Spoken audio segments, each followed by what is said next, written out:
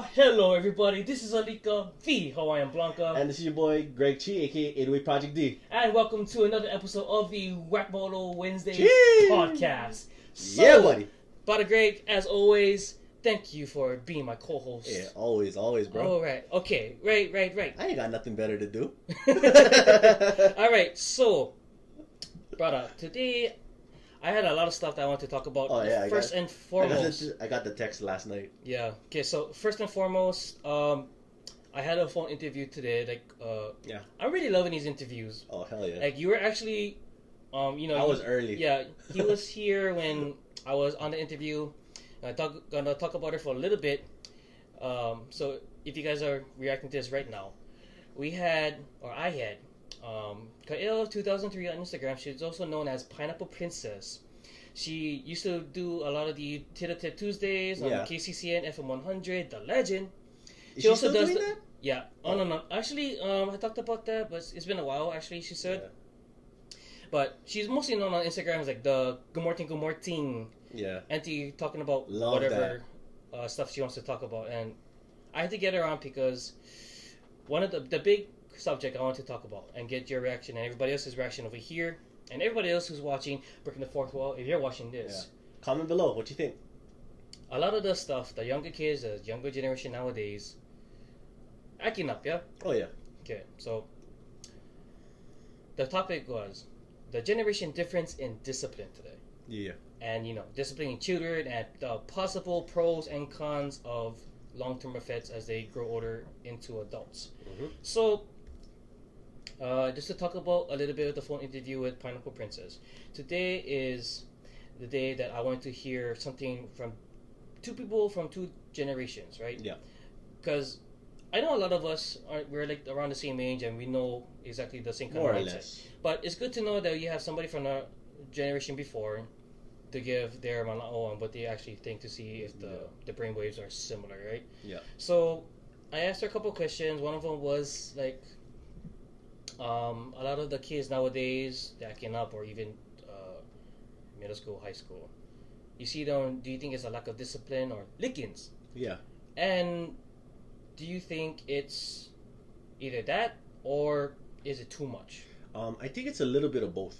You think so? Yeah, because for me, like there has to be a limit to where it's the discipline has been given out, and in our specifically, for again breaking the fourth wall here, for those of you who don't know what lickings is, in the state of Hawaii we call it lickings. In the U.S. mainland they call it abuse, and it's not a topic to laugh about, but at the same time it's Hawaii people's ways, and you could be a native Hawaiian, you could be a Kanaka Maoli, or you could be even any Polynesian or even Asian. Particularly in Asian society, we don't think of it as abuse. Yeah. We think of it as discipline. Yeah, exactly. And it's the lack thereof of discipline, and it's a lot due to the fact of being afraid of losing your kids to CPS, and that goes to the essence of how much discipline or how much lickings and at what time it needs to be given, if that makes any sense. Yeah, there's actually a lot of different factors when it comes to that, but as much as I want to say that it's a lack or too, if it's too much lickings, if it's too much discipline, then I consider that as abuse. Yeah. That's why I would say if it's too much, then it's considered something else. When it comes to the difference, like the border is really thin when it comes to discipline and abuse. Yeah, that fine line. Yeah, kind of thing. so I think if you are disciplining your kid too much, then I think you're abusing your kid. Yeah. If it's just right, then you're right on the right track. Mm-hmm. What me and her discuss is that she also believes that it's the lack. Oh yeah, no, definitely though. It's definitely, especially with this generation in particular, especially with, and I know this is kind of off topic, but it also has a hand in doing with personal discipline and personal limits. Also with how our friends hype us up, and also with how media is also portraying it. Mm-hmm. And that also goes with the adage of that stereotype, hey, if you beat your kids, they're going to end up like this. Yeah. But let's put it this way. I was disciplined heavily as a kid. And I come from a traditional Asian household, Filipino-Burmese household. I came out reasonably okay. Like there are times where, of course, everybody has that rebellious phase. And that's something that I think you and Pineapple Princess did touch up on a little bit. Yeah. but at the same time, it's like, okay, I know that limit when it's going a bit too far, and there were times where I'm not saying that, oh, I'm a perfect kid. Hell no, I have a criminal record. I'm the only person in my graduating class who was put on the FBI watch list, the DA watch list, as well as a lot of federal government agency watch lists. Basically, I could be going through TSA right now, back then, and I would actually have to be flagged and do a secondary check. No alarms on my bags whatsoever. That was the dumbass decisions that I made by passing that fine line of discipline and being... Is kolohe the right term? No, because kolohe means you're like a... you're more like a innocent troublemaker. Yeah. So kolohe is more like your playful kind of troublemaking. No, it's kind of beyond kolohe, but it's not that... It's more serious, rather. Yeah, it's like... that aspect. Yeah, it's kind of like when you say... the way that your best friends, right? If you guys can back me up on this too, right? If you guys have your best friends compared to your regular friends, start off slow, half. You guys would be like, you speak to your friends different from your best friends, because usually you talk a lot of shit to your best friends. Oh, yeah. But that's how you guys know that you guys are close. Yeah, but it's like you guys can say that to your best friends, but you would never let somebody else say the same exact thing to your best friend. Yeah. Like, so that's that fine line. Yeah, so it's kind of like that. Okay. You and your best friends interacting, it's kind of like, "What's up, Greg, you punani?" And then you say something like, "What's up, you fucking fake?" Yeah, exactly. And so that would be our relationship. It's we can banter. We can talk to each other like that. But if I was to hear somebody like, they say, "Oh, Greg, you fucker," I'll be like, "What the fuck you fucking said to my best friend?" It's exactly like that. Playful versus straight up naughty. Yeah. Like not. No. Yeah. That was my instance with discipline. And So that's what. Yeah. She also Pineapple Princess. Again, if you guys don't know who she is, you guys watching right now, Alika Kea 2003 on Instagram. If you guys don't know who, I don't know if you guys even not know who that is, bro. Especially you living in Hawaii, I know who that is. Yeah. And love her stuff, by the way. Yeah, so if you guys don't know who she is on Instagram, then it's like, really, how can you guys not know? She's a very well-known voice, radio personality. Yeah, it's actually funny though. It's like, what am I gonna refer to you as? It's like, you want a name, or you want me to just call you Pineapple Princess? What do you want to be called? And she's like, Pineapple Princess. Like, Pineapple Princess also did a radio with PP. Yeah, primetime PP. Yeah. PP and PP on the KCCN Inspire 100 The Legend Tita Tip Tuesdays. Hi, Rini. What's up, Shareen? I know it's not Wednesday, but you guys are part of recording for the You guys are BTS. So you guys are getting like a day early, okay? Just call it like a premium or something. A premium that you guys don't even have to pay. Stay tuned for Patreon. Okay? And then I got my girl Shareen. Shareen is, if you guys don't know, she's watching my story. Or she was part of my story. She's signing up to this contest for Mrs. Jetset 2020. So go vote for her. If you guys are looking, she is right there on the feed. Doing that live right now. It's MISS_REENYY. Go follow her on the page. She has the link for her her profile. I'll try to put it on the description below as well. Yeah, it's gonna be right here or someplace around here. So if you guys want to go vote for my girl Shareen, go to her page on Instagram. That is MISS_Reenie. That is Reenie REEN 2 Y's. She has the link on her bio to go vote for her profile. You can either choose like a donation. It's a one vote equals like $1. Yeah. You can do that, but if you guys don't want to, you have a daily free vote. I think if you just sign up for the first time or something, can you do more than one vote, or can you do the 2 votes every day, Shareen? Should be 2 votes if I remember. Yeah, I was trying to do. I had a lot of friends that did the Miss Jetset, and it's a double. I think Shareen is the name. Yeah. Shareen, can you confirm or deny this? It's a double vote daily, or rather, no, single vote daily, and then $2 a dollar a vote per additional. Yeah, that's the optional one, and Because you can vote multiple times. You just gotta pay Yeah. for the extra vote. Yeah. So you have one free vote daily. If you guys don't know, there's like a lot of contests out there that people can go out and they use the same format. You have one free daily vote, and then you can also have the option to spend $1 that equals one vote for that person. So she's actually second in her group right now. Oh wow! Because actually just started Congrats. today. Right? So she actually just started today. So she actually is in a good running right now. Because to even get first is like, in a short amount of time, especially if you're a bit advertising and putting yourself out there up to the actual first date of voting. Yeah, it's pretty hard. I don't know if you guys been to any of these contests, but to get the first in your group off the bat is you have to hard. be fucking hot, or you just know how to network and promote yourself. So I love that she's putting it out there, and then I told her that she's gorgeous by the way. Yeah, I'm gonna tell her that we're friends. Then I'm just gonna let me know. I'll put you out there, see what we can do, and she's cool, she's lovely and everything, and good luck to Shareen. Everybody else, if you guys want to help her vote, go vote for her for Mrs. Jetset 2020. She also tried to apply for Maximum Hometown Hottie as well. I mean, I didn't know that. Yeah, no, because when I see that, I normally see the Jetset and then Maxim Hometown Hottie. Actually, and I have yet to see anybody from Waianae, Nanakuli, or let's put it this way, Leeward Coast to the West Coast of Oahu compete. Yeah, maybe it's always central and. You know why? Because you can involve. It's like what Augie did. He said this one time at one of his shows live. Girls on the west side, Leeward girls, go win hands down. They go look nice and everything. They just cannot talk. No, it's not like on pageant. It's like literally what Jetset is doing. Where as soon as you think, how's up, you fuckers? What, you guys gonna fucking vote for me for win this thing or what? What, you fucking don't make me lick you guys when I see you, fucker. Well, you throw your shakas, fucking drink with me, you fuckers. When you at bitches, fuck. You got that mock blood. Who gonna vote for that, bro? I love.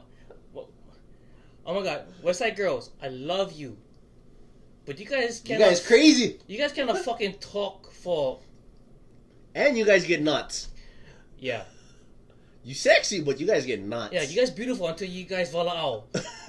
Not even vola'au. Somebody just straight cross them and then, sup, you fucker. Yeah, I mean, it's good when you're doing that in between, like, personal friends and groups, you're having a good time, you're drinking, whatever. Yeah. If you're trying to promote yourself or win anything, unless it's like Twitter tryouts for UFC, then I can't. No. How the hell, how like I said, West Side girls, Waianae, Nanakuli. Oh yeah. Maybe Kapolei. Kapolei is more south though. That's why I never say Ever Beach. Fuck you son of. But I just say, ladies. Okay, I just fuck the area. I'm gonna put it out there, strictly broad.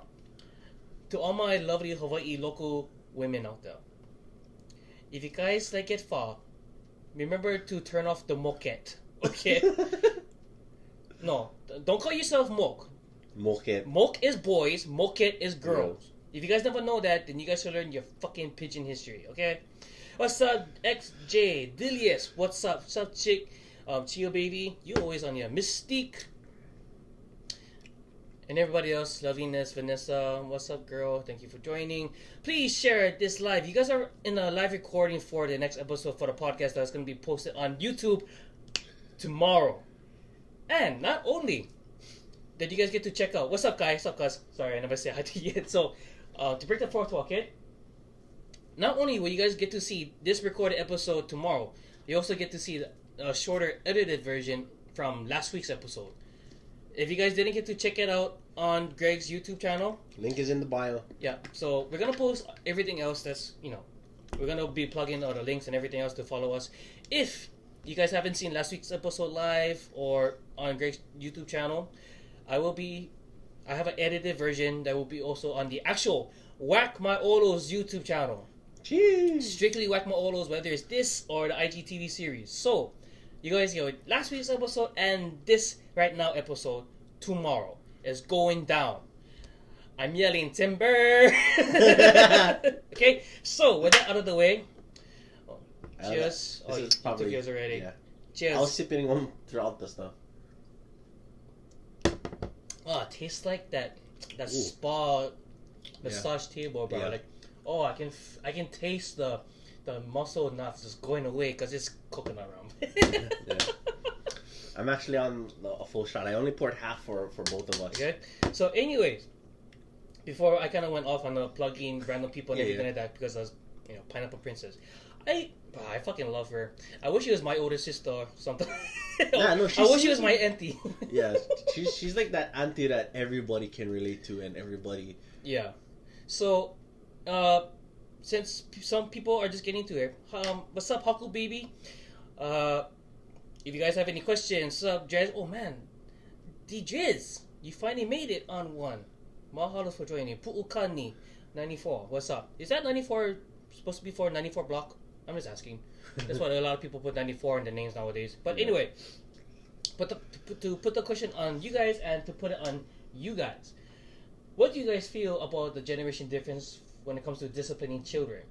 One of the other questions that I want to hear from Greg, that I also asked Pineapple Princess about, is that I mentioned 2 articles. There was Mother Jones' article that was made in April 2018. Yep. And a Pediatrics. Thank you. Freaking. That word. Pediatric Child Health. Journal of Medicine, Child Health. Yeah. So, they also did an article that was back in January 2004. I was in the field, so I don't know for anybody that has a question. Yeah. So he's in the medical field. So if you need CPR, he's just gonna fuck in your face. So, if you guys want to react on here, you guys are more than welcome to. If you guys have any questions or suggestions, please, right there in the question box, the Mario question box below. Okay? Yahoo! So, with these 2 articles that I also told Pineapple Princess, 2003, what I really loved about these 2, specifically over other ones that I read, is that not only does it say that it's essential and important and necessary to give your kids scoldings, verbal and physical discipline, but it's why you're explaining to your kids why you're doing it. Yeah. And you have to have the follow-up comfort. Yeah. Of having your kids, build that bond, give them a secure kind of feeling that yes, it happened, but comfort them after. Tell them why when you calm down, because believe it or not. A lot of parents out there who do too much, like you said, it's too much abuse. A lot of parents who say that they just discipline the kids, they lick them, whatever, and the kids still act up. It's because they're not reinforcing the other side of the discipline act. Oh yeah, definitely, most definitely. So and it does in the long run deal with a lot of mental disorder, stress, even as far as schizophrenia disorder. Oh yeah. So worst case scenario, of course. Yeah. And it's just really knowing how much of a touch you need to do. Yeah. Or how hard you gotta smack them. Yeah. And it really doesn't really take a lot. Yeah. Especially if they're young kids, it doesn't take much. Yeah. Especially, or even not even kids. Let's just say that you have like an adolescent. Yeah. Obviously, they're a little bit too big to. I'm not even gonna whoop them. I'm gonna do what Fluffy did. Yeah. Just embarrass them. Yeah. Yeah. But at the same time, that's also considered mental abuse, by the way. Mm-hmm.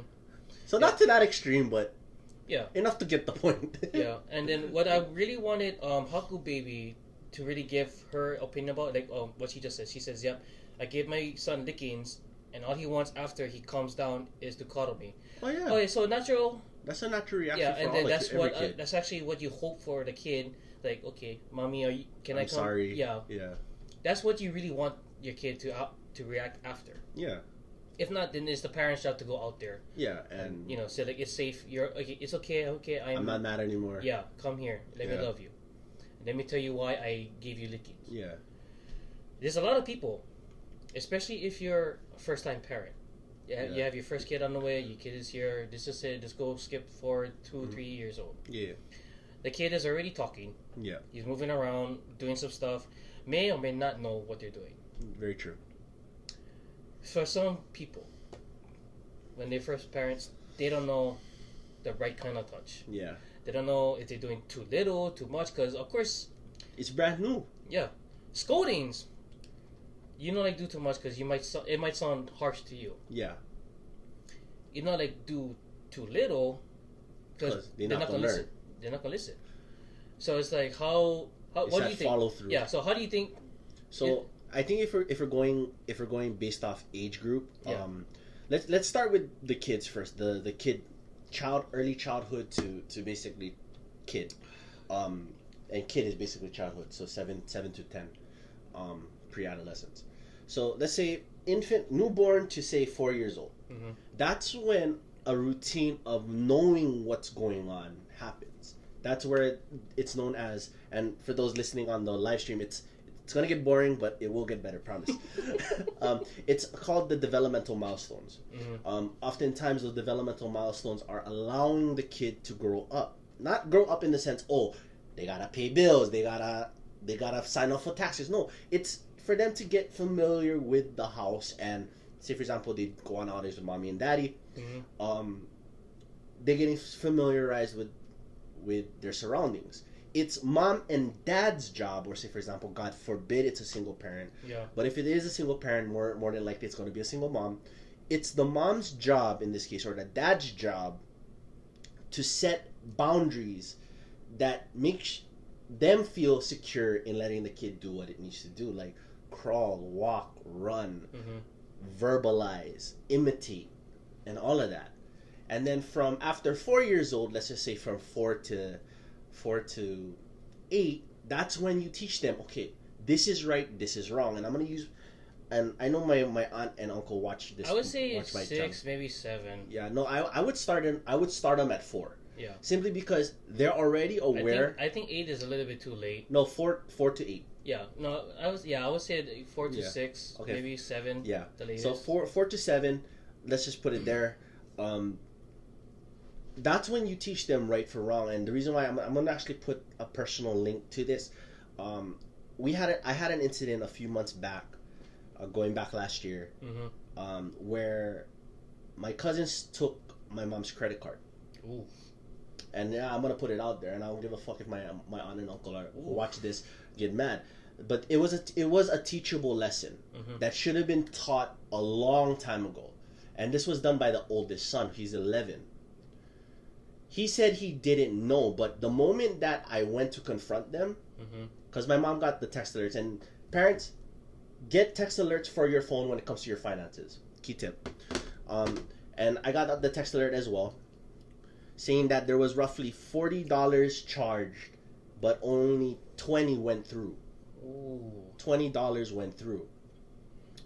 And it was several charges from the Roadblocks app. And mom knows the games that I play. Yeah. It's racing and puzzles. Alika seen me play a few times as well, so he knows if he lives in my house. But anyways, so the moment that happened, I immediately confronted the kid and I said, "What the hell did your auntie did to your mom and you for her to deserve that?" Yeah. He was shocked and frozen, and he says, "Oh, I didn't know." First thing, you won't freeze when somebody scolds you for doing something wrong. You know that's wrong, and again, even though he says he didn't know, it's still a teachable moment. Yeah. And that's where that boundaries, learning initially what is wrong, what is right, is supposed to be taught. Then later on, from 7 to say adolescence, early adolescence, 10 to 13, that's when you enforce that teaching from that group, saying that, hey, you do this, you won't get a consequence.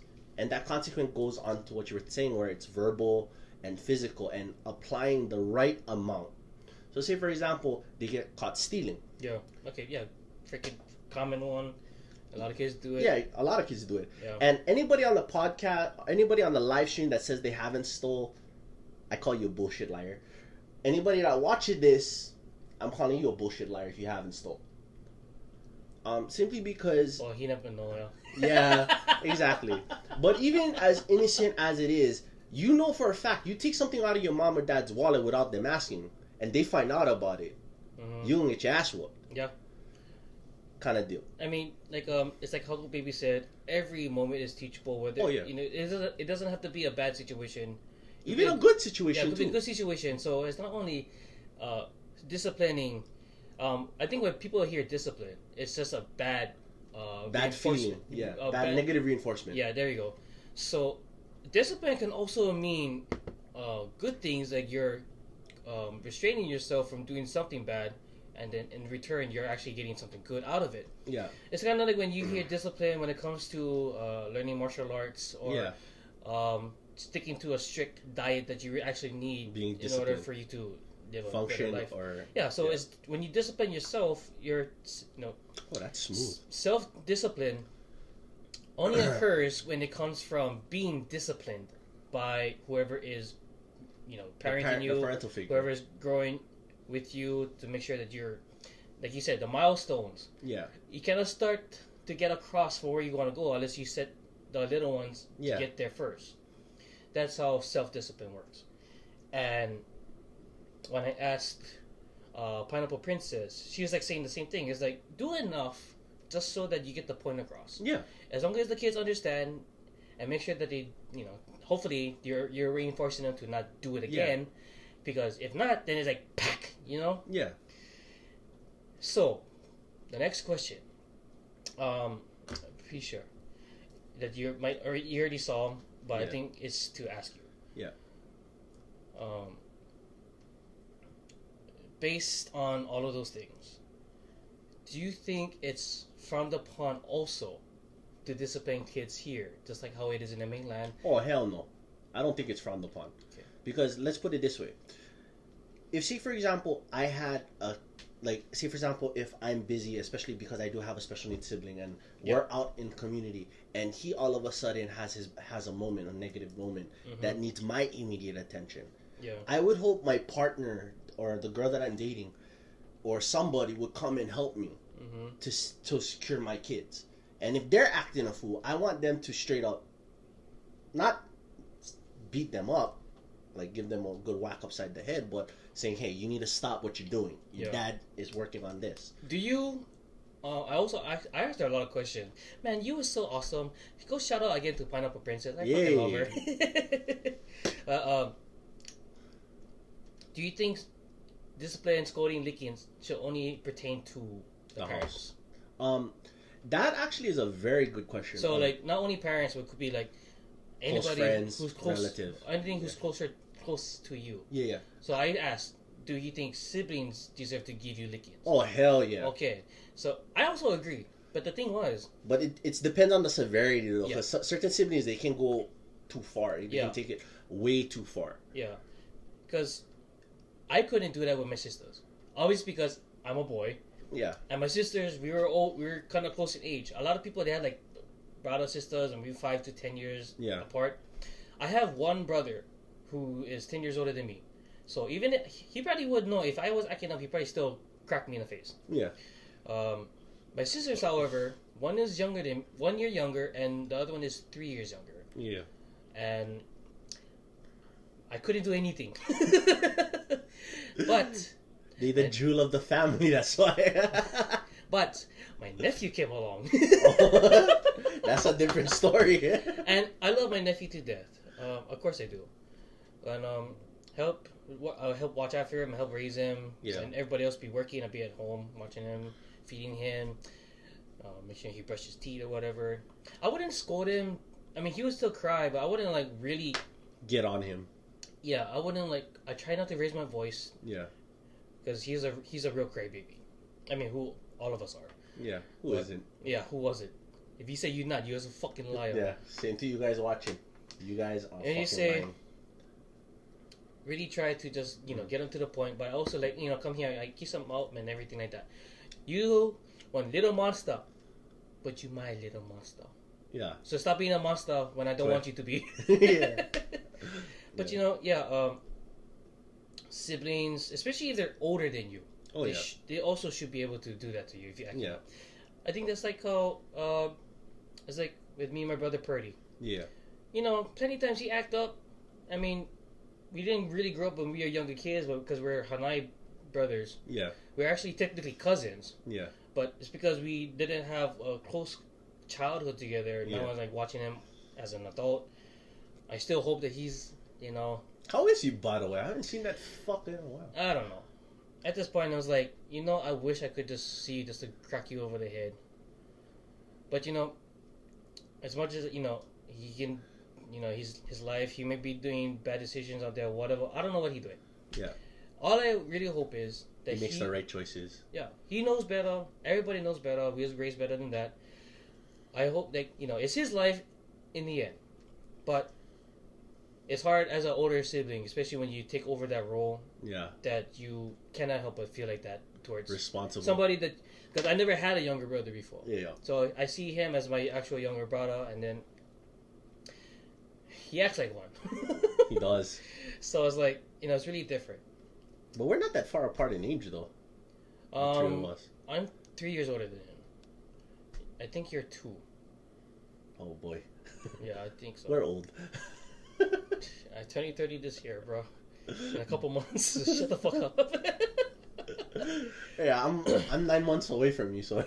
Yeah, so shut the fuck up. You're not old yet, bro.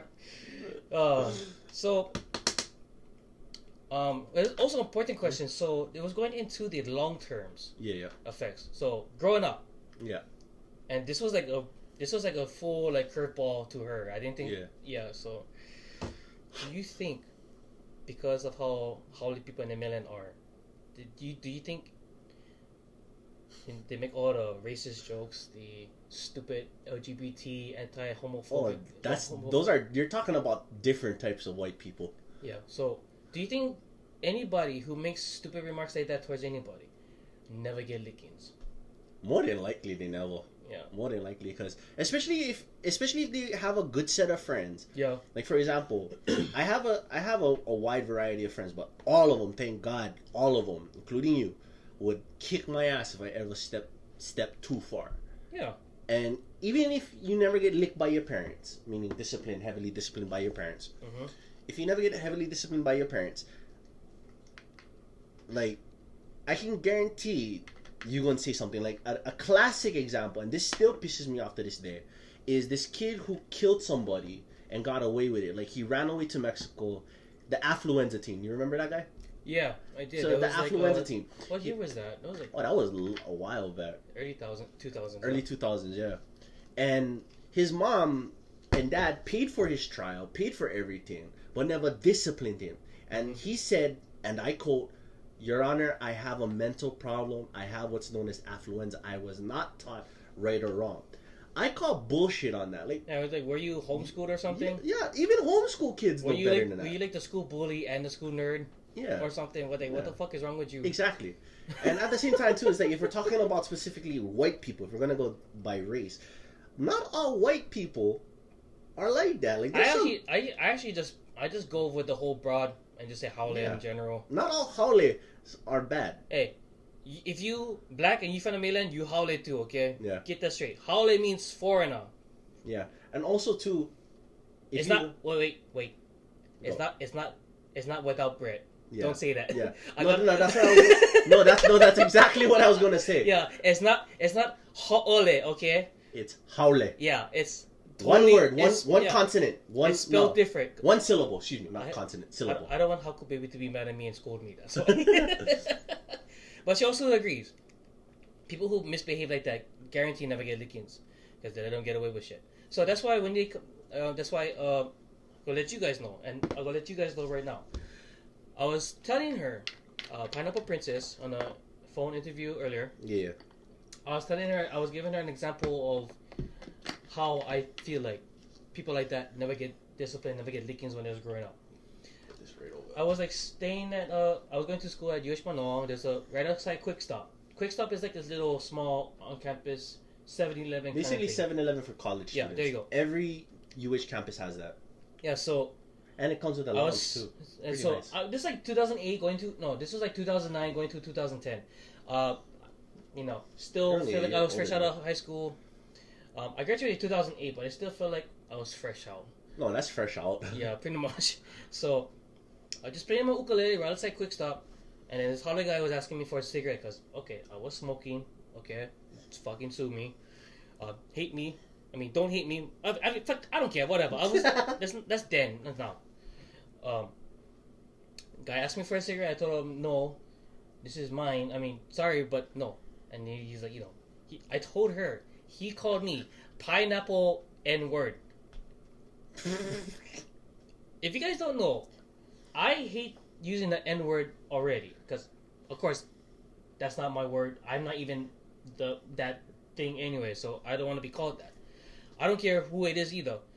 I'm not gonna have. I don't care who it is. I don't like anybody calling me the N-word because I'm not Popolo. Yeah. And Popolo is not only African American. I'm not Dominican. I'm not anybody dark skinned. Yeah. So. But generally used for African Americans. Yeah. So in general, I'm just like.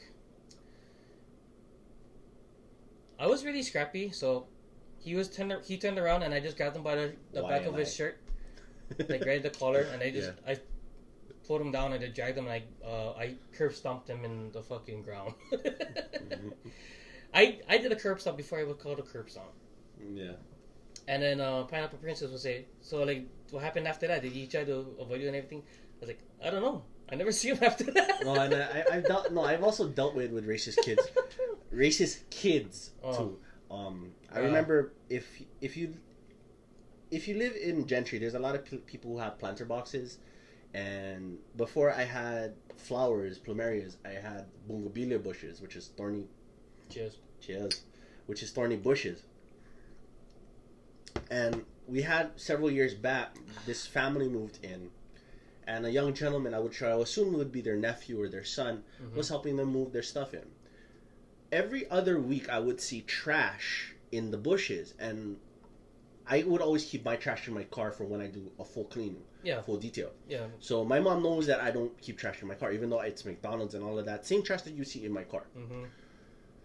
So one day I said, okay, I'm tired of cleaning this up. I'm going to sit in front of my house, inside the formal living room, and watch. I see this kid throwing trash. So I go to the gentleman, I'm assuming it's his father, and I say, hey, I caught your son throwing trash. Please refrain from doing that.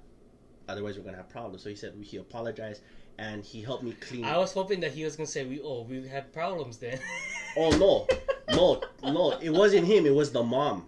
It's always the moms. If it's not like that, it's always the moms. No, because if you say we have problems, I'm going to be like, all right, if you park here, your car's going to get towed. Not even towed. Because I had the jacks, the regular scissor jacks that I could remove the tires and everything and put them in my gate. I wish I had those when I had a car. You could have took it from your Honda. I never know, okay? I never feel like I needed that much shit. And okay. My car, whatever. Yeah, but so he said, oh, I am so sorry, and he actually helped me clean out the weeds and all of that. Mm-hmm. So I said, okay, not gonna happen again. Next week they still moving. Next week they park in front of my house. Same kid throw trash. I said, hey, if you like trash, ring my doorbell and get it. And this is what he said out of his mouth. Fuck you, you freaking wetback chink.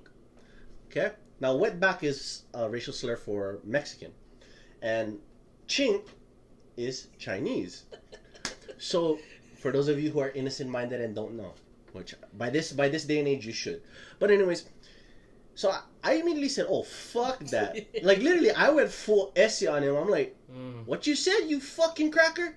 I jumped my fence. My fat ass hopped my fence. And I said, say that to my fucking face. Then his mom comes rushing out, saying, oh, why are you threatening my son? I said, this is the second time I caught him throwing trash in my yard. I better not see him again. I don't want to see him again. Third week, I see him throwing trash in my car. So I said, that's enough already. I had enough. The lady that lived in the house, her husband, and the two ladies acting a fool. I said, you lucky my mom didn't tell me to smack an older woman, because if you were my age, I'd smack the living dog shit out of you. Why should we stop? Just...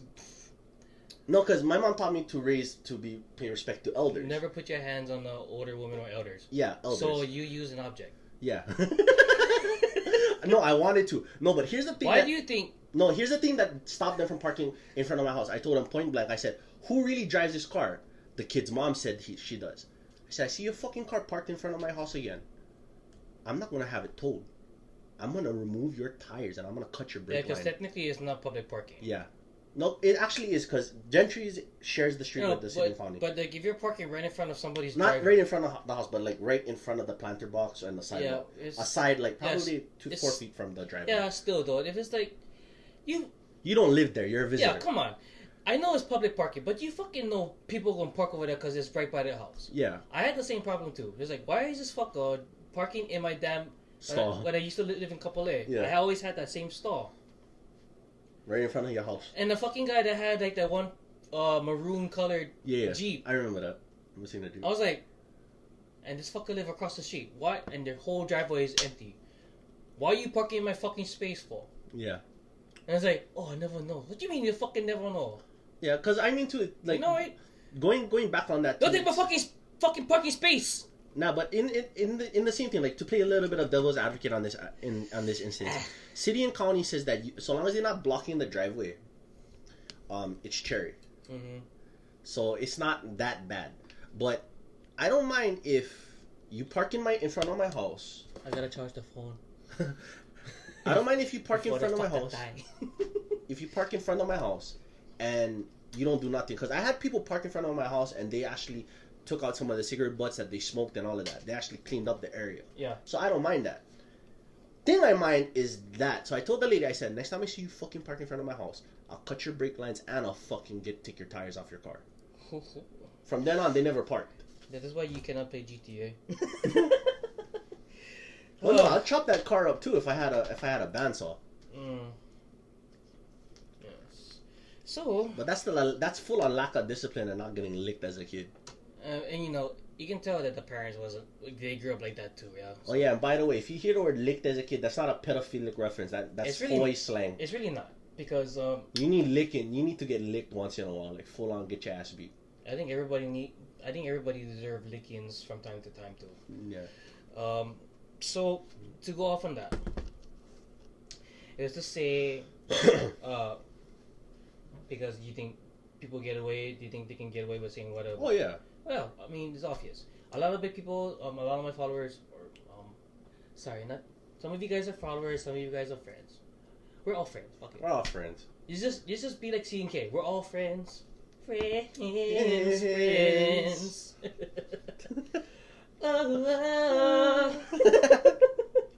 So we're in agreement. We're all in agreement. To a certain extent, you need to give your kids discipline. Yeah. If it's too much, then yeah. If you guys are disciplining your kids too much, then you're abusing them. Yeah. If you're gonna discipline your kids, scoldings, physically spanking them on a hand, butt, leg, foot, yeah, whatever it is. Or you can hit them anywhere, but you just don't leave a mark.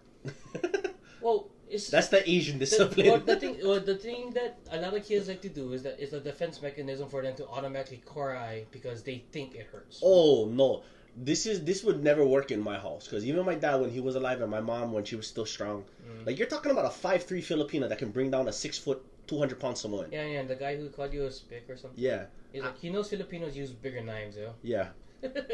Oh, don't even get me started too with that. I'm not. Because the story that I told you about the lady with the parking, yeah. No, don't get me started with that. She needs to get her ass whooped. My cousin Kulani Watson said, I cannot make any kind of my family. My father get 3 brothers, and they're all gonna lick me. I know what it is. If there's something wrong, I get too much riding. He knows worse too. Yeah. He's an only child. Oh fuck, brother! I am so sorry. I mean, if you hear him, he talking whatever. I play the Call of Duty with him once in a while. Yeah. Hold him. Kai, how old are you? Forget. He's young. Like I get like maybe 8 to 12 years on him or something. Oh no! Guarantee he gonna get all the. Not even his uncles, all the older cousins too. He gonna need it. Actually, Haku Baby just brought up a good point. You cry, you get more than That's true. That's what I was gonna say. They say, you like something to cry about? Let me give you something to cry about. My cousin is 17. Oh, even worse shit. Yeah, like if you're a kid, not that bad. You just get one crown upside the head. But he's well behaved. That's why I know him. He's a good boy. Because a lot of us we grew. It's because of how our family is. Yeah. And you don't even need to be Hawaiian to understand this. Like every culture, like throughout Hollywood mainland, Asians have the worst discipline. No, Polynesians and Asians have the worst discipline. You know, you're freaking Asians. That's why you guys don't know a damn limit. See, difference between Asians and Polynesians. Polynesians, they know their limit. Asians, we don't. The only difference is Asians do them for any reason. Polynesians do them for just because. Same thing. No, it's not the same thing. No, cause here's what you said. Asians do it for any reason. Listen to the word. Polynesians do it just because. Yeah. That's the same inference. No, because Asian people or Asian community, whatever. It's not like Carlos Mencia. You get B, I kill you. Yeah. No, it's not like that. You come back home with a report to Carter B, I kill you. But it's more like kind of deal. No, it's not like that. It's more like the Asian people would just do it if for any reason that would make them upset. Yeah. Polynesians do them just because, just in case, because they know they're gonna preventative measure. Yeah, and if they think you did something, that should pretty much do with Asian culture too. If you think you did something, you getting it, or you never do something right. A- grade. Yeah. Thank God. I know I get lickings because I had a lot of B's and C's at one point. Whatever. Anyways, we're all in agreement. Lickings and discipline is necessary. I don't care what you guys said in the fucking mainland. If anybody in the mainland is watching this right now. Yeah. No, because also too on that adage too, especially for certain people in the mainland, some people they apply that Asian discipline or that Polynesian discipline as well. The only difference between white people discipline and Asian discipline is we'll love you, or let's put it this way, any other race other than white. The difference between that Wait, let's be real here. I never heard of a Asian Polynesian person that wasn't influenced by religion or anything else would hate their kid because they was dating a person of color same sex. Or same sex. No, but here's the thing. Or a Democrat. Hey, I'm an independent leaning towards Democrat. Fuck you. Nah, love you guys. But no, seriously, like every other culture besides white, let's put it that way. Mm-hmm. Asian people, white versus white people, Latino people versus white people, black people versus white people. Well, the world versus white people. The world versus America. White America, not diverse America. So Texas.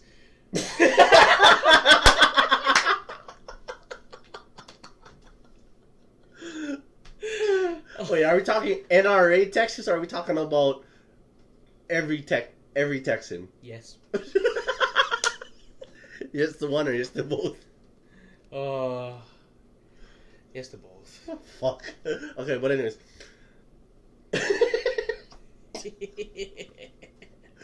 So, difference between that is Asian people, we won't whoop their ass in public. White people whoop their ass in public. Mm-hmm. I don't know if all white people do it, but every time I see on the news, it's always a white person. Sometimes, yeah, sometimes. But black people, for some reason, their kids always well behaved in public. Yeah. Every black family that I've met, it's very rare where I see a black kid act up at a party. It's always the elderly that's acting up at the party. Yeah, it's only because they catch them when they're young. That's why. Yeah. But just the flat out says agreement, 100%. I don't care what anybody says who's watching this. Discipline is necessary. Yeah, it's not. Okay, my Thai questions. Yeah. So I don't know. I think I think a lot of you guys I've seen it. Yeah. I call bullshit. Mai Tais is closing down, guys. Okay, so for those of you who don't know, Mai Tais is located on is it Mackay Wing or Eva Wing of Alamana? And I'll translate that, by the way, Eva Mackay. It's Mackay Wing. So Mackay Wing basically, or Mackay is the Hawaiian word for the sea, and they generally use that for directions. Malka is mountain, Mackay is the sea. So it's more towards the leeward side for those people who are not familiar. Leeward is always towards the sea. Yeah. So the leeward side or the west side of the mall. And I could be wrong, because when you go to the middle of the second floor at Almana, you don't know whether for turn left or turn right. That's true, but it's always on the third floor. So yeah, it's always on the third floor, right next to CPK and Bubblegums. Yeah. Oh, Bubblegums. Bubblegums is. I love Bubblegums. I haven't been there in ages. I know you guys. A lot of you guys are watching this who eventually when you guys do watch this, you guys might know, Mai Tais and Bubblegums is closing for unlimited breadsticks. Olive Garden. I mean, their stuff isn't that bad. No. But I mean, you can't beat Bubblegums and fucking Mai Tais. No, because that's money making. A lot of the reason is if you there was the news article. If you guys actually clicked on the link and you guys read the article, it's really short. It's because they're blaming the ridiculous rise of the price of rent from the landlord. Yeah. So it's not only Mai Tais, which is Alexander and Baldwin owns that space, by the way. That's a retail company as well as the. And you gotta think how much did they raise the rent for a place like Mai Tais to actually close down? It has to be. It has to be a gradual increase because they can't all of a sudden increase the rent. Yeah. That's not it. It's just that I think the reason why they call it ridiculous is because, and I'm gonna take the side of the business, the not the business owner, but the landlord. Yeah. Try to see the other perspective. Yeah. Because let's put it this way. A rise in increase of rent means that the property value went up. Therefore, the perceived value of the merchandise that's being sold at Bubblegums and Mai Tais is also going up. Like, if you go to Mai Tais at any given time of the day at Ala Moana, which, for those of you, again, who don't know, that's a shopping mall in the state of Hawaii, Honolulu County, next to about 5 miles away from, not even 5 miles, but 2 miles away from Waikiki Beach, is going up, and that's a good thing. However, the only negative is they don't want to compromise on their really good prices, especially Mai Tais. Where the fuck can you get a beer that's less than what? It's $3 a bottle? It's $4 a bottle? For a bottle of Heineken, I think last time was like $4. Yeah, it was $4 the last time. So I mean, or a pitcher which is nearly double that. Yeah. Other places is like what, $10, $12? Shirokia's I know is $12 for the pitcher. No, it's actually not. For real? No, it depends on the beer that you get. I got the premium. If you go to like Shirokia Village, there's some beers that range from a glass is like $1 to $3 to $5. Depends on the brand. Yeah. The pitcher sometimes could go to 12, 10, I get the 12. Asahi Premium. That's why. So okay, yeah, yours is like $13, $15. Yeah. I think. But yeah, that's like for a whole pitcher. The only problem is with the rent. Coming from the other side of like Bubblegums and Mai Tais. Yeah.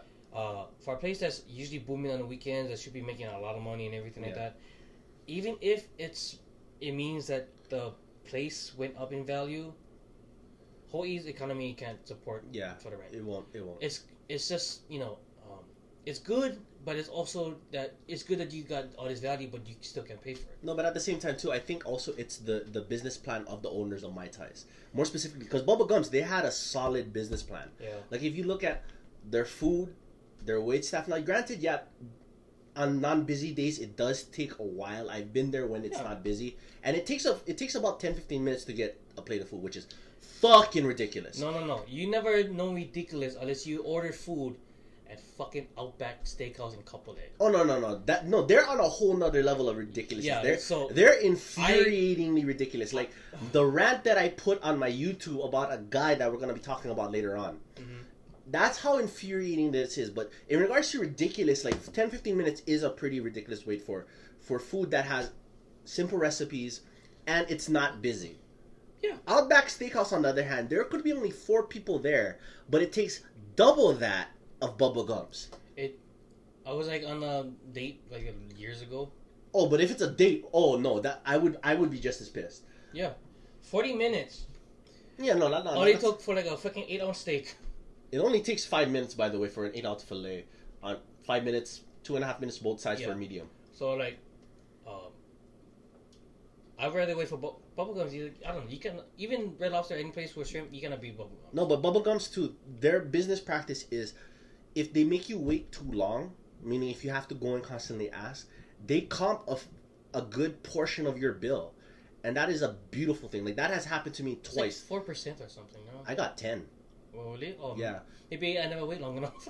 No, because I was with my ex at the time, the girl that she hate. Mm-hmm. We went to Bubblegum, so she said, "Oh, I see this on Forrest Gump. I want to try it." I said, "Okay, I've had it before. It's really good food." So it was a date kind of thing. The cocktails. Oh, bruh! Don't even get me started on the cocktails, bro. But the virgin cocktails are awesome as well. But here's the thing: we ordered a good decent amount of food. Like the bill would be at least $100 with tip, probably 110. Yeah, with tip. Sorry, I'm a poor tipper. But 1 minute remaining on this live, and I'm just gonna go right back into it. So stay tuned, guys. Okay. Come back into it. Yeah. Sorry. We're just going at it. Yeah. But again, this will be aired on YouTube, so stay tuned for that. Well, it's gonna be on tomorrow, so I'm gonna be editing. Whatever you missed, it'll be on YouTube. Yeah, I'm gonna be editing it freaking tonight. So don't worry. Pretty much. Yeah, so we waited, and it was a lot of food. So I asked them. I said, "Oh, how long?" And it's all fried food. It's all fried sharing platters, like 7 different fried sharing platters, which is their most expensive thing on their menu. And we wanted to try everything. So the waiter said, "Oh, we have these sharing platters. They got around $20 a pop." So I said, "Okay, I want one of each." And the cocktails, for virgin cocktails, believe it or not, are refillable. They don't charge for that. It's unlimited, so it's bottomless. Yeah. So we ordered a virgin cocktail for both of us. I ordered the virgin long iced tea. Well, technically it's not a virgin long iced tea, but I got the long iced tea. She got the virgin pina colada. And the bill was about 105. With tip, it'll be 130. They gave us 10% off that for having to make us wait. Like, because she was asking, well, how long is the food? I'm kind of hungry. Yeah. I don't want to be rude. How long is it going to take? She asked about 4 or 5 times. Every so often, like every 20 minutes, she would ask. And it was packed. It was busy that day. So there was orders getting backed up, and our food was just a sampler powder, so it was quick. Yeah. So they said, "Oh, we're so sorry." Then the manager came up and said, "We would like to comp one of your dishes plus take 10% off the menu, 10% off your bill." That's awesome. So I was like, "That's not necessary. I like the food." He's like, "No, that's our policy."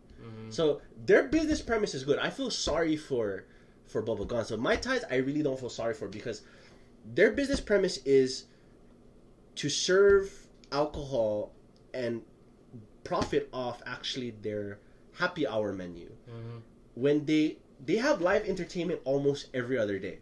It's almost every night. So it's almost every night. They should profit off the fact that they have live entertainment, and on top of that, it's their fault for not promoting the business within Ala Moana. Versus you see flyers and billboards, the electronic billboards on the display for Bubba Gumps I would say 30 stores. Every store will have like Bubba Gumps posters and all of that. Yeah. Versus with Mai Tais, it's just that. And I remember back in its heyday when it was Hot Hawaiian Nights on K5, the home team channel, channel 5 for people in Hawaii. Yeah, and if it wasn't on Mai Tais, it was at DMB's roof. Yeah, rooftop. Yeah. But that's the problem, though. It was whoever was their promoter and whoever was doing their network. So whoever's doing their promos sucked ass. Yeah, they weren't doing anything, or the guy probably like, fuck whatever. Because you're not paying me for it. I'm friends with I follow this dude on Instagram. He's a promoter used to promote for D&B's. Yeah. And they have their own promotion company. Now they run the district. They promote for the district now. Yeah. The district nightclub. And if they had that promotion, I can guarantee you they would easily have made tens of thousands of dollars, not only in promotions but in revenue alone. So Mai Tai, if you guys I love Mai Tais. Rest in peace, Mai Tais. If you guys are old enough, if you guys want to check it out, they close next month on the 29th. Because it's this month in January. Oh, it's so January 29th for Bubblegums then. January 29th, and then Mai Tais closing later on down the year, which is on February 23rd. Okay, so if you guys want to, if there's Hawaii people that's checking this out, you guys want to go check out those spaces before they close up, and I suggest you guys will, or you guys should. Again, Bubblegums for January 29th, Mai Tais on February 23rd. And honestly, I've tried Olive Garden. It's not. I haven't tried Olive Garden. Okay, I tried Olive Garden. It's not that great. Who's gonna eat more than 1 to 2 different pastas in one sitting? Typical person. Not too much, right? Not too much. Yeah. So much starch. Yeah. So, and the thing was like, you're thinking, oh, it's a good deal. Oh, you can eat pasta. Fuck it. The thing is all damn starch and carbs. You ain't gonna eat that much pasta. I tried. Well, how much did you get? 1.5 or just one? I didn't even get to the second one. So, but like, I mean, are the portions good? The portion is pretty okay. But the thing is, though, Like we're talking like what, enough to feed like 2 normal people, okay, or 1 hungry Filipino and 1 soul Hawaiian. Well, if you can remember the portions for Ruby Tuesday's pasta, Ooh. it's close to that. No, that's not that bad. But if you pay for it, all you can eat, you're basically wasting what you paid for.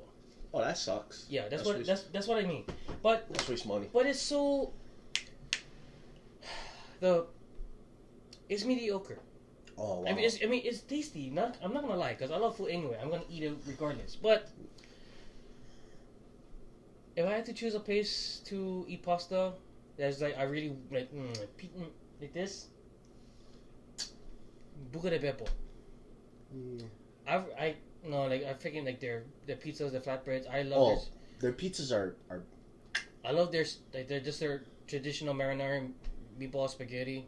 No, I just get the marinara meatballs and then breadsticks. I cannot, bro. Or like that is fire. Their pasta, no, I do not like their pastas. The first time that I had their chicken parmesan though, bro. And I've had their chicken parmesan, but I didn't like it with their pasta. Yeah, I hated it. I actually told the waiter, I'm not paying for this. What was it? Penne? It was a rigate, so it's basically a form of penne. Did you try their Fuck, it was like mainland. Cannot compare.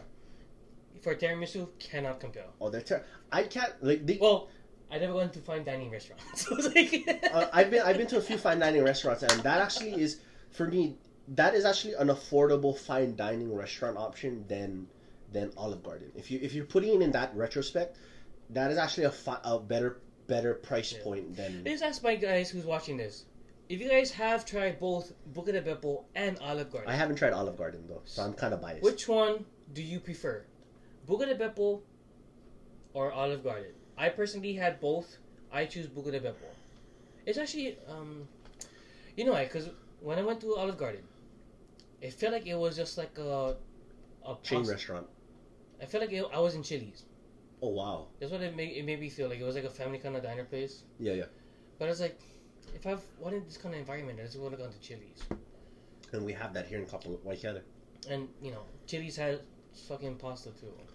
Yeah, but it's not as good though. I know, but I don't go to Chili's for pasta anyway. Yeah. I go for like their freaking ribs and then like their other sides Chili's and everything. baby back ribs. Barbecue sauce. That was perfectly timed. But you guys want to go check out Mai Tais and Bubblegums. Yeah, go give them some business because I mean. It's also trying to price out Paradise because we also last year we lost Libby's last year. Oh fuck! I missed that. Libby's the best fucking I don't care what you guys fucking No, say. they are the best. The best fucking place that made the best fucking monopool. Okay, so for those of you who don't know what monopool is, especially for those watching, monopool is basically bao basically. It's a steam bun with stuffing in it. So delicious. Some people say it's cat, some people say it's pork. Either way, it's delicious. It's surprise. It's mystery meat. But I'm just in char siu But sauce. I'm just gonna tell you guys right now. Libby's made the best fucking monopool. Oh hell yeah! They made the best fucking shumai. Pork hash. Sorry. Pork hash shumai is the same thing, but I know, but shumai is their shrimp though. Some local people can't even pronounce Honolulu right. They can, of course, they're not gonna know what shumai is. We'll talk about that later. And Libby's was the only place that I had half moon. Libby's, I miss you so much. You know what sucks? It's like, baby, come back. Any kind of food. You know what sucks, bro? When I go to work, I get in the bus. You pass by there. I pass by Libby's every single day. Oh, fucking hell. What's more fucked up? The day that they announced that they were closing, that day, I was already on my way home. Oh. I wanted to go, but every time they sold out every time. Yeah. And I would stand in line too. That's what made it so shocking. To see local businesses go out so suddenly. Yeah. Now, because not only did we, Libby's would sell. If you guys know, fucking local people, you guys know, Libby's sold out every single day. Oh hell yeah! They wouldn't even be open past noon. That's how everybody bought fucking boxes of monopool, pork hash, half moon. Oh, and by the way, if you know this, they also have a secret menu. They had a secret menu, by the way. Yeah. So fucking steamed sticky rice, bro. So So now people gotta settle for either 7-Eleven or Changwon Cam. Not to say that Changwon Cam is not good, but Changwon Cam is pretty good, but it's not. It's not Libby's though. No, they actually, since Libby's was here before Changwon Cam, the way that I heard Changwon Cam started, which has started several years after Libby's actually, is the two owners at the time had a dispute. One of the owners actually created Changwon Cam using a portion of the recipes for their manapua. Yeah, from Libby's. Yeah, but their pork hash is completely all their own. It's basically better than big. It's a 7-Eleven pork hash, but a little bit fatter and more juicier. And the only difference between Changwon Cam and Libby's is that they try to offer more variety. Varieties when it came to Chinese cuisine. Like they did like fried noodles. They did the lo mein, all of that. Lo mein, almost anything that you can find in. And it's pretty good. Like a typical Chinese restaurant, that's what Changwon Cam would offer. But it would be more like cafeteria style. Yeah, you just go down the line. You or just whatever you guys want. Yeah, and it's also pretty reasonably priced too, which is surprising for that. Yeah, I think like a box of manapua, podcast, crispy goji, I think all of that was like $20. Yeah, it still is. Yeah, and it's you get like a dozen. You can even choose baked or steamed. Or you can. What I do is, for those of you who haven't done it yet on the live stream, for real, and we broke. I know. Nah, but for those of you who haven't done it yet, especially if they have restaurants like this in the mainland, or for people who are watching wherever you're at, like a cafeteria style restaurant, for a lot of people in Europe, it's called a takeaway. Get the 50-50. So get half baked, half steamed, and then what I would do is I double fisted. So I shot the baked, and then I eat the steam. So yeah. So I turn into Paul the Panda when I have that. Yeah. So just to go back on what this whole thing was about, local businesses are going out. We lost Libby's. Yeah. We're going to lose Mai Tais and. What happened? Please don't let Rainbows go, because if Rainbows go, I'm gonna lose my shit. I know Bubblegums isn't a local business, but it's been here for a long time. It's been here 10 plus years, maybe a little bit longer than that. We lost freaking Wailana's. Wailana's was like my favorite place for get breakfast. All you can eat pancakes. All you can eat pancakes. That's the one up the right across from Hilton Hawaiian Village in Waikiki. Yeah. Well, was. Yeah, it was. All you can eat pancakes was like for $6.50. That beats IHOP, by the way. Yeah. And IHOP is like what, $12-13? I don't know. I don't go to IHOP, but we have an IHOP by my place. It all ties into pricing out Paradise, because even if the equity and everything is rising up, is getting higher in value, Hawaii's economy is not being able as what it was to before support it. So even if the value is going up, it's gonna go eventually to a buyer who can really afford it.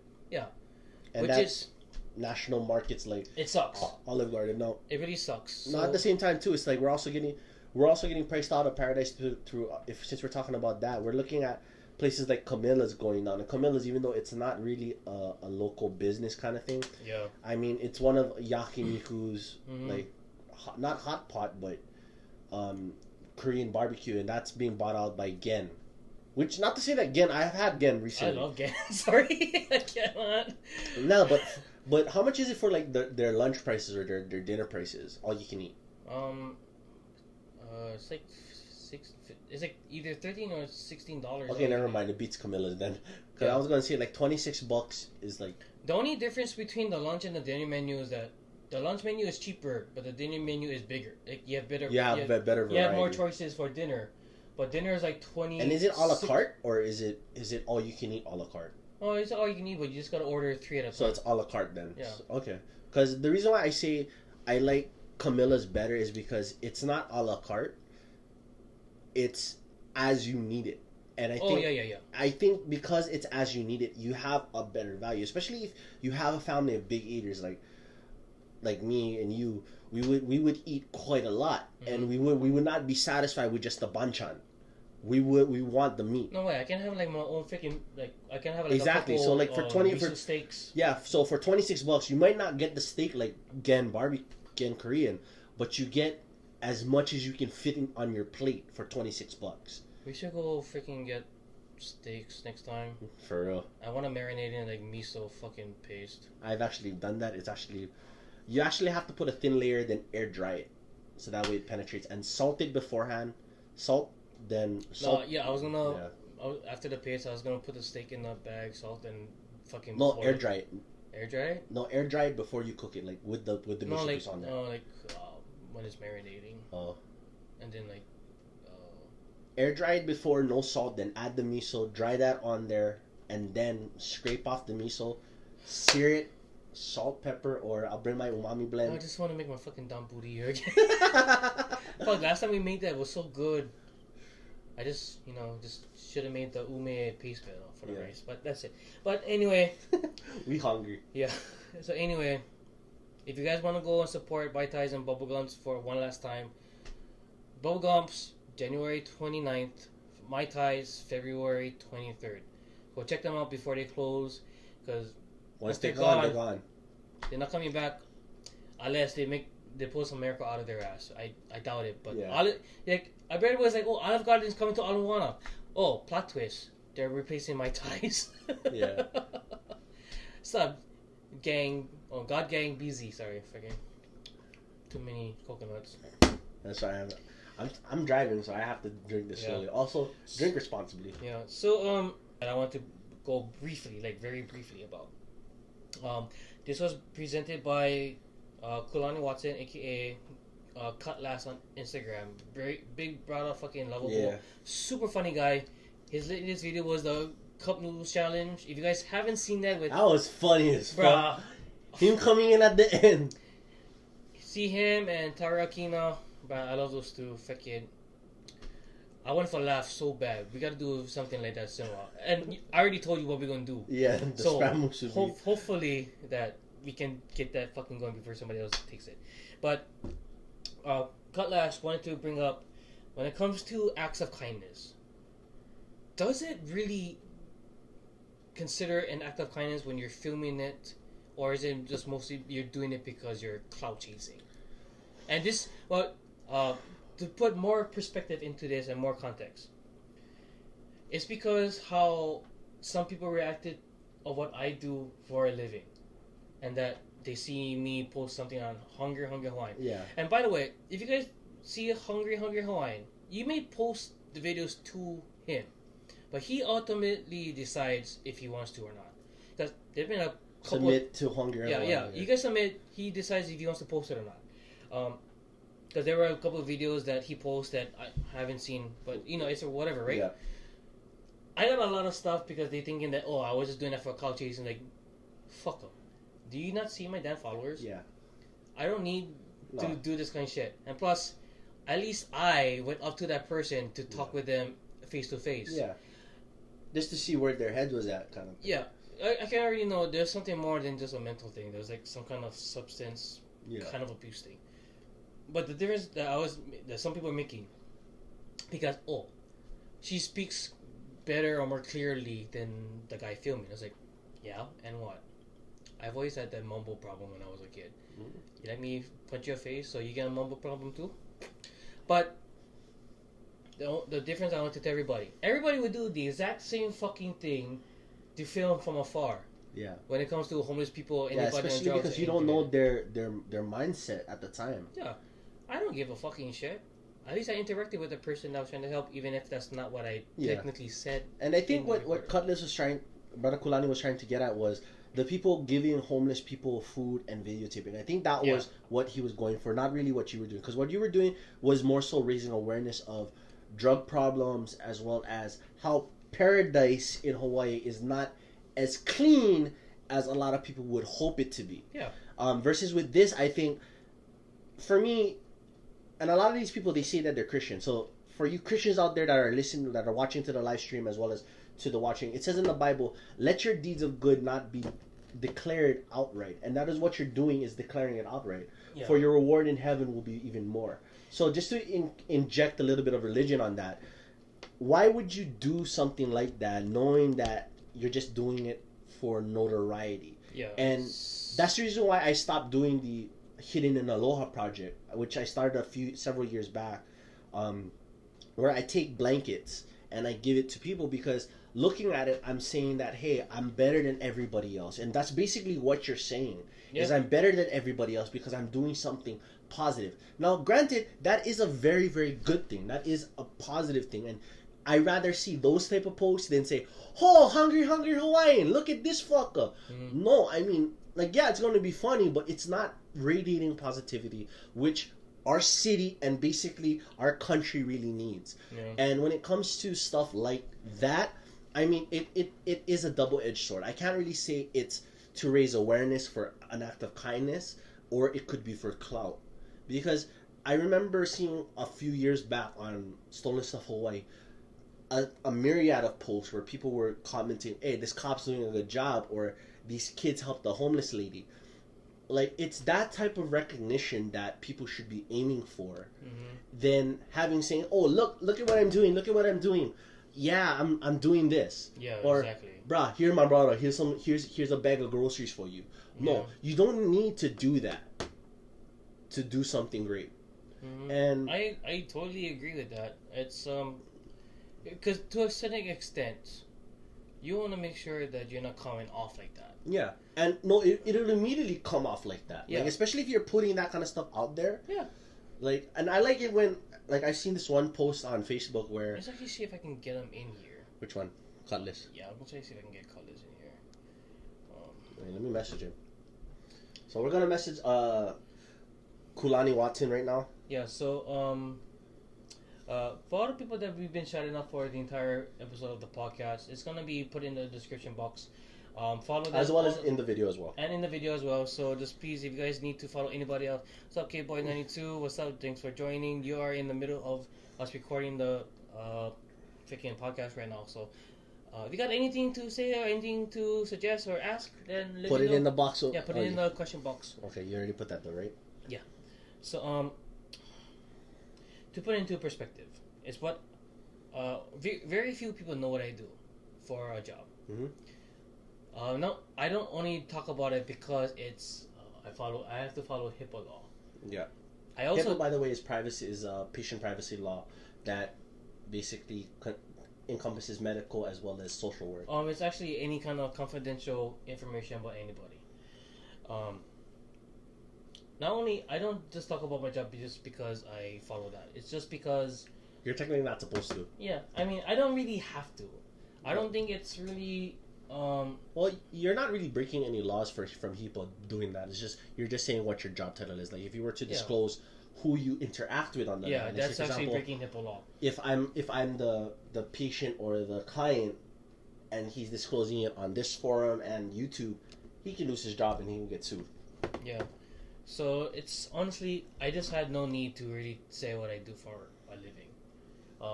I actually did mention it to somebody, and somebody says like, "Oh, it's good that you found a job at the homeless shelter that you're staying at." Yeah, that's very good. No. Somebody said that to me. For real? Yeah. Just like, yeah. Do you not know? Like, you see what I like? He was trying to say that I need to get you on the podcast. Okay. This person, some fucking fat fuck, was just fucking stupid. I'm gonna say it right now. I don't care who it is, honestly. If you talk stupid on social media, especially if you're like in your 40s or 50s, get the fuck off of Facebook. Honestly, Facebook is like at the point where you guys should be at a certain age. You guys should not be on. Unless you no, you can be on, but you shouldn't be interacting with other people. If you're gonna be making stupid hate comments like that on Facebook solely to just do that, then get the fuck off of Facebook. Yeah. And social media in general, because you're only there for hate and reactions. This person was saying that, oh, do you not, like, fucking, because I react so fast on comments like that because I'm always on my phone, I'm always, like, reacting. He's like, oh, yeah, because I have a job, you should get one too. And it's like, yeah, my page on my Facebook is not private. You can see all the shit that's on there. What's been posted. So it's like, yeah, it's good that you get to find a job at the shelter that you're staying at. Oh, wow. Yeah, so I was like... I thought you meant, like, helping out other people kind of... No, he thought that I stayed at a shelter. And I was working at that shelter. No offense, but both me and you, if we took off our hats, we look like we belong in a homeless shelter. No, fuck that. You haven't seen the ones I work at then. Oh, never mind. But no, I know. I have a feeling I know which ones. But in order for him to just to say that, it's basically saying that he's putting down not only what I'm doing, but for other people who are struggling, who are also in homeless shelters, Yeah, because not all homeless people are there by choice. They were forced into it. Yeah. Some people were. I know a lot of people like to say that Hungry Hawaiian is like, because it's mostly a page to say entertainment. What the fuck kind of moments that's going on. Good, bad, entertaining, funny, whatever. It's just what the fuck kind of moments in Hawaii. For somebody to tell me that, it's not only that it's not funny, it's not only inappropriate, but you're also putting down a good chunk of the population in Hawaii that is homeless because of substance abuse, because of financial fucking status has fallen down.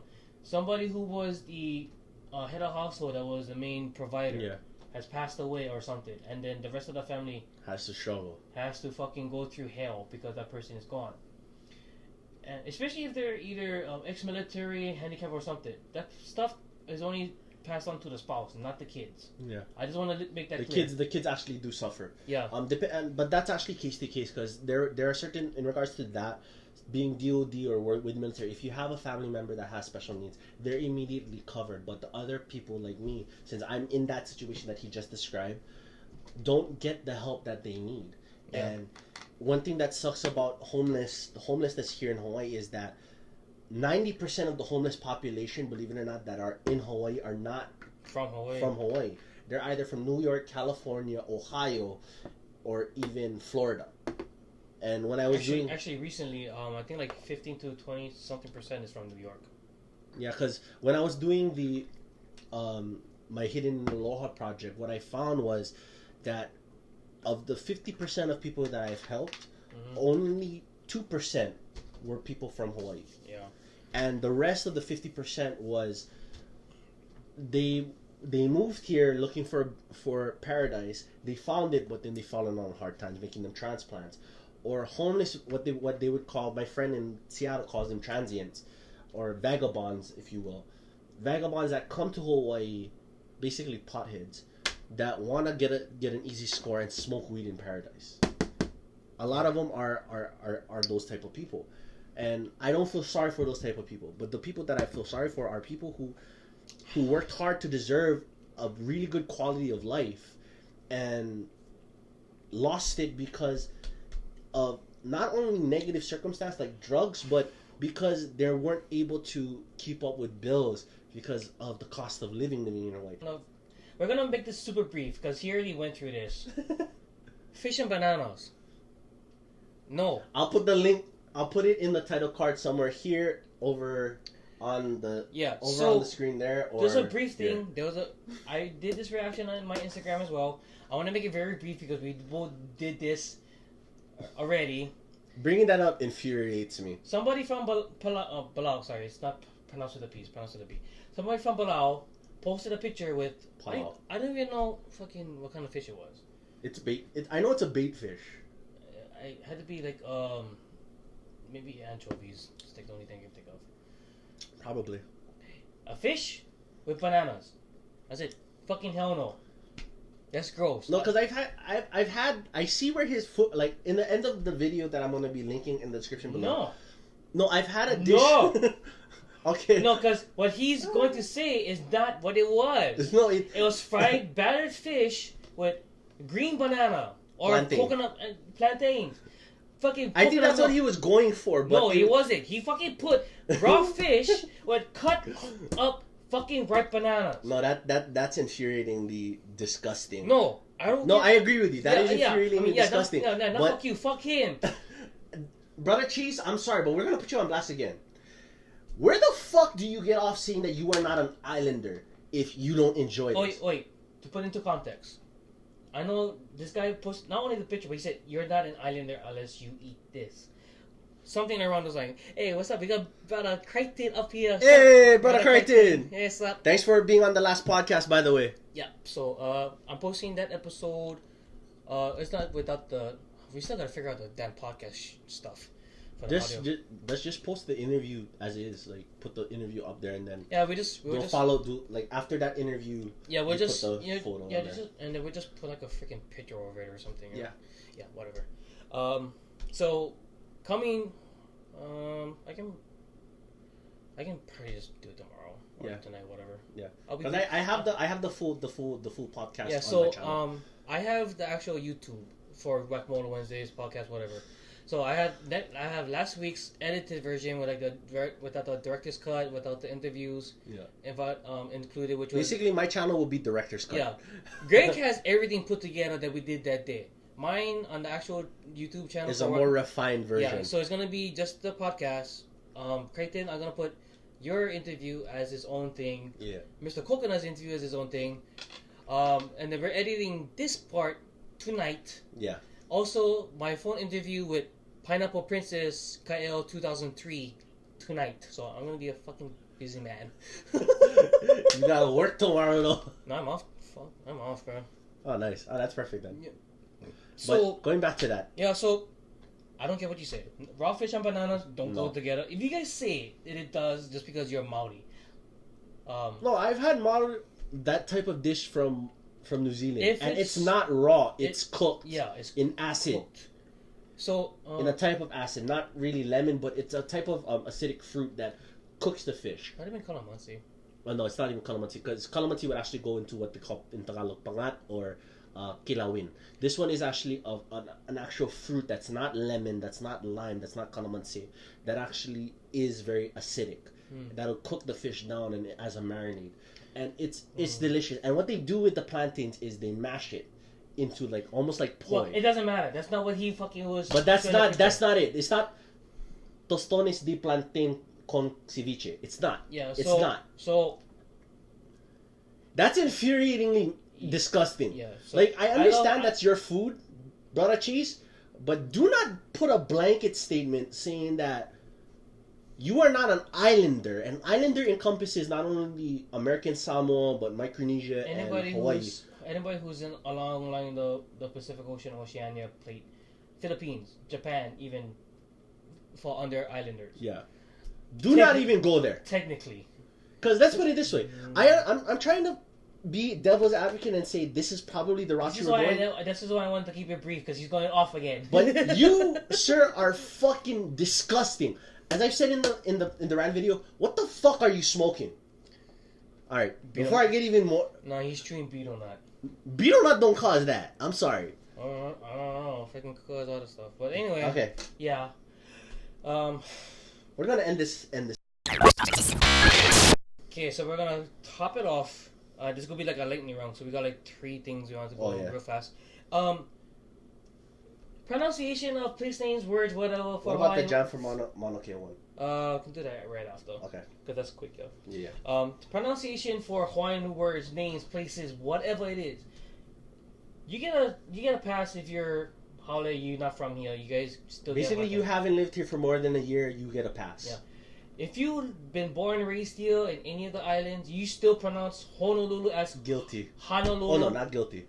But I'm guilty of. If you say Honolulu, learn your fucking Olelo Hawaii. If you got, especially for all the, you guys too, wherever, both you guys watching, okay? You from West Side, you guys from Waianae, right? It's not Maili, it's Maili. Okay, I don't give a, I know why you say it, but that's not how you fucking that's say a lei, that's not Maili. Maili Lauli is the fucking leaf that you guys wear for go to prom or for your graduation. That's not tea leaf, huh? No, it's Maili Lauli. Maili Lauli. That's the prime fucking lei that every fucking local boy wears to fucking prom. I don't give a fuck what you guys say. Every guy that I went to, I saw at prom for my last 2 years wore fucking Maili Ile. And that's one of the reasons why how Maili got his name, but it's not even spelled the same. It's Maili, not Maile, not Maili. Okay, and it's Waianae, Nai, not Waianae. It's not Mucktown. What the fuck is Mucktown? It's Kaiser, not Ho'ikai. Fuck it, I had another one. Fucking shit.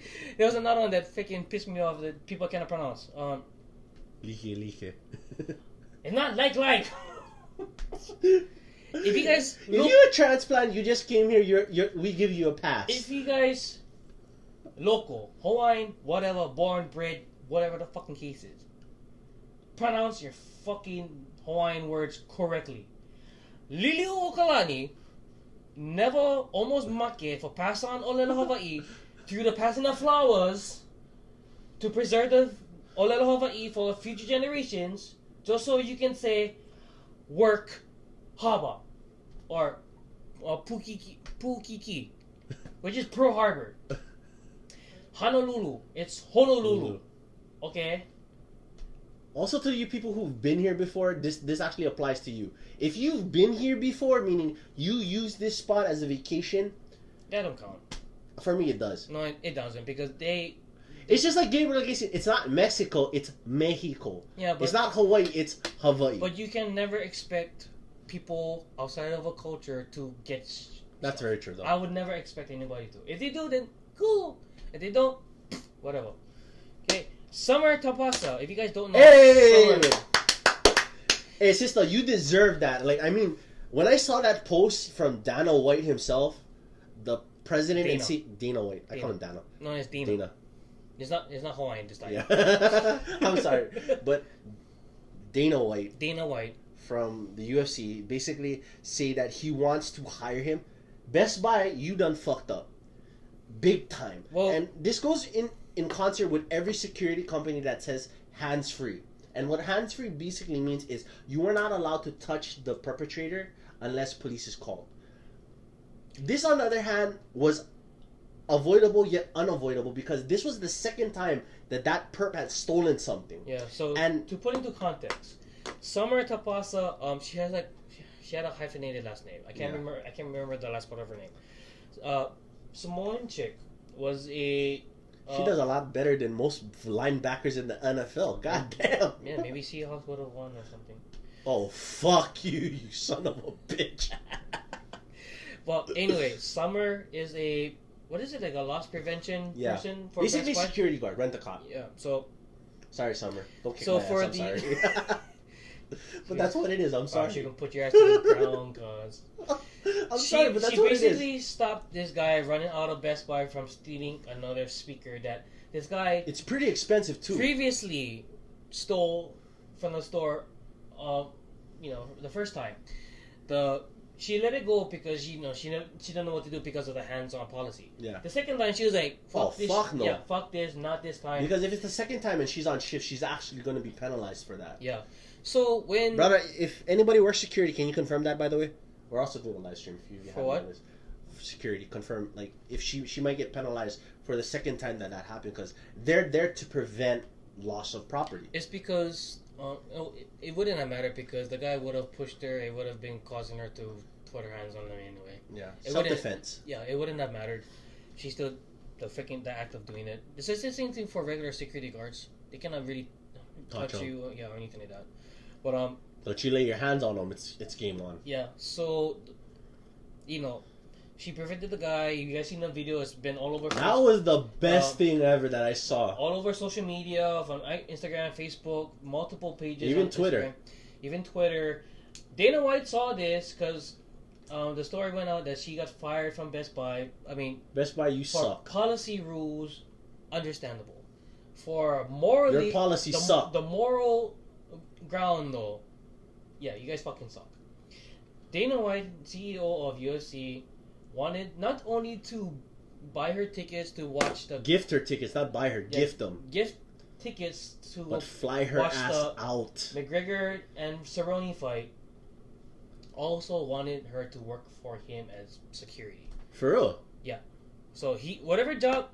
I'm guessing it's security, because whatever job that fucking any kind of CEO wants you personally to work for them, I'm like, yep, I'm out. I love my family, but if somebody like that says, "Hey, I want you to work for me," yeah, let's go. Yeah. So, I mean, she did an awesome job, and I think going back just to touch base on that, not to prolong this lightning round, I think every security company needs to have each and every one of their security guards take Krav Maga, Jiu-Jitsu, or any form of self-defense classes and speak proper English.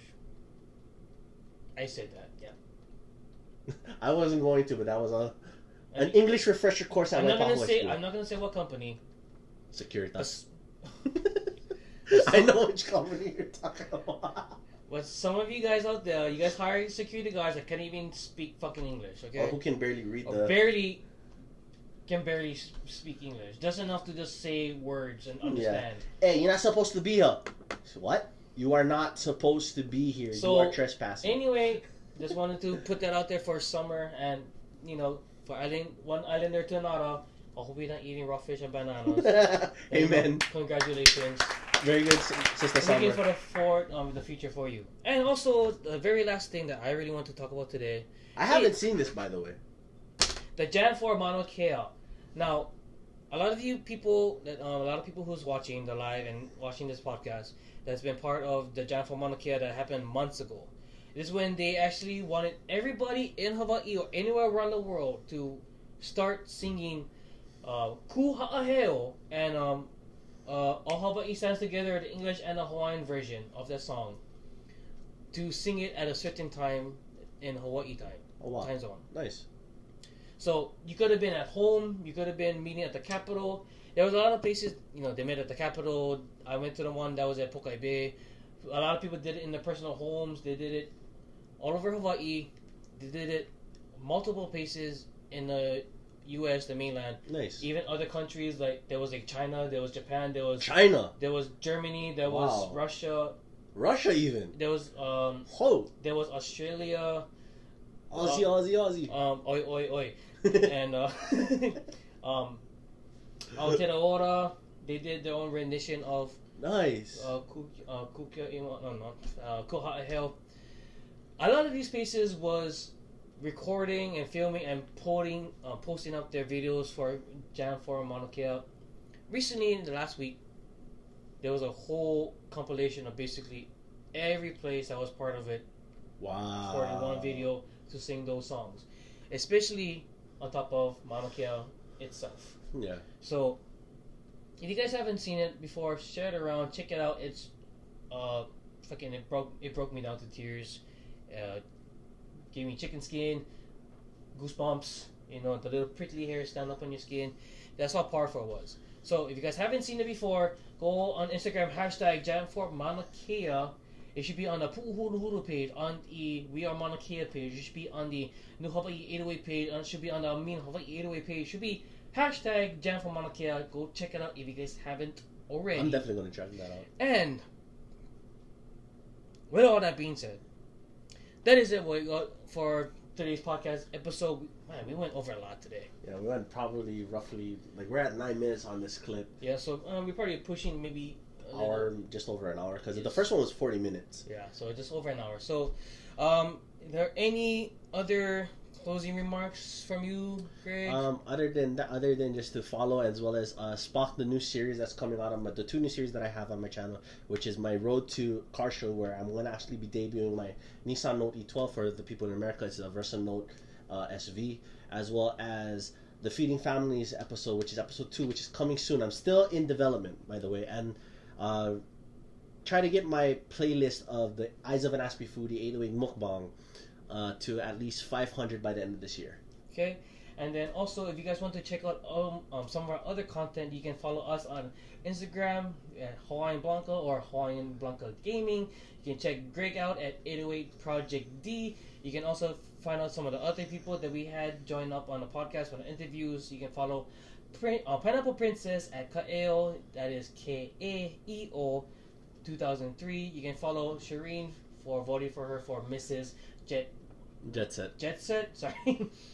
Everybody that you need to follow that's going to be advertised and everything in this podcast will be in the description somewhere below or on this video. Somewhere here, or right here. Okay? Well, all of that being said, it's going to be in the video, but check the description below. It's going to be someplace. So, all that being said, I hope you guys enjoyed this video of the podcast. Please make sure that you guys check out last week's previous episode of everything else that we went over, that as well as the past phone interviews with Crichton Uale and Isera, Mr. Which will be in the last week's episode. Yeah, and then they'll have their own episode you guys can watch. We'll have a little playlist posted on the YouTube channel, Whack-Mo all the Wednesdays. Don't also forget to have the director's cut on Gregory's YouTube channel, on Gregory MKYI Chi, and check out all the content that we got for you guys from last week all the way to the next upcoming weeks in the future. And with all that being said, I'm Alika, the Hawaiian Blanca. I spoke to you guys later. Shoot solo. Raja.